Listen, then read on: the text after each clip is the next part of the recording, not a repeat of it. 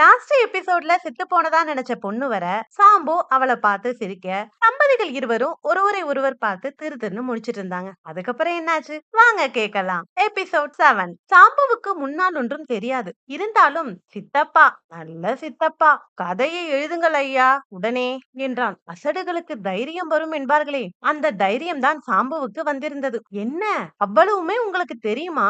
ஆச்சரியமா இருக்கிறதே என்றாள் அவள். சாம்புவுக்கு அவள் இப்போது சொன்னது விளங்கவில்லை. நல்ல சினிமா, முதல் தரமான சினிமா, சினிமா என்றால் இப்படியல்லவா இருக்க வேண்டும் என்று சற்று உரத்த தனக்குத்தானே சொல்லிக் கொண்டான். தலையே மாட்டிக்கொண்டான். அந்த மனிதர் எழுந்து வந்து சாம்புவின் கையை பற்றி கொண்டார். உங்களை நான் முட்டாள் என்று நினைத்து விட்டேன். இதுவரையில் நீங்களும் முட்டாள் போலவேதான் நடித்திருக்கிறீர்கள். இப்போது தெரிகிறது, ஆதி முதல் விஷயம் தெரிந்து கொண்டுதான் வேண்டுமென்றே இப்படி செய்திருக்கிறீர்கள் என்று. அதற்குள் அந்த பெண், நாங்கள் பார்க்கில் வெட்டு ரத்தம் கரை என்றெல்லாம் பேசியது என் புடவையை பற்றி என்று எப்படி தெரிந்து கொண்டீர்கள் என்று கேட்டார். சாம்புவின் மனதில் குழப்பம்தான் இருந்தது. அவனுக்கு புடவையை பற்றி ஒன்றும் தெரியாது. ஆகவே இப்போது தலையை மட்டும் ஆட்டிக்கொண்டு முழித்துக் கொண்டிருந்தான். அந்த மனிதர் சொன்னார், எங்கள் பேச்சை கேட்டு நீர் ஏமாந்து விட்டீர் என்று நினைத்தேன். ஆனால் நான் சினிமாவுக்கு கதை எழுதுகிறதையும் அதை போலவே உண்மையில் நடக்குமா என்று உம்மை கொண்டு பரிச்சயம் பார்க்க விரும்பியதை கூட நீர் தெரிந்து கொண்டிருக்கிறீர். நான் நடத்திய நாடகத்தில் கடைசி வரையில் ஒன்றும் தெரியாத அசடு மாதிரி நடித்துவிட்டு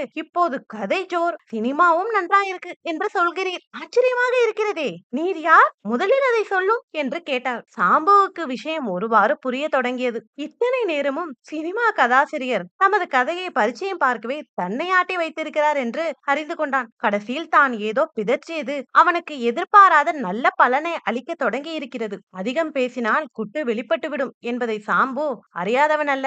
ஆகவே வாய் திறக்காமல் பையிலிருந்து தனது விசிட்டிங் கார்டை எடுத்து கொடுத்தான். அதை பார்த்து தம்பதிகள் திடுக்கிட்டார்கள். ஆஹா, இப்போதல்லவா தெரிகிறது, துப்பறிபவர் என்றால் கடைசி வரை வேஷம் போட தெரிய வேண்டும் அல்லவா?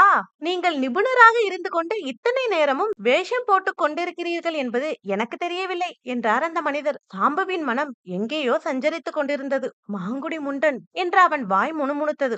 அது கூட உங்களுக்கு தெரியாமல் இருக்குமா?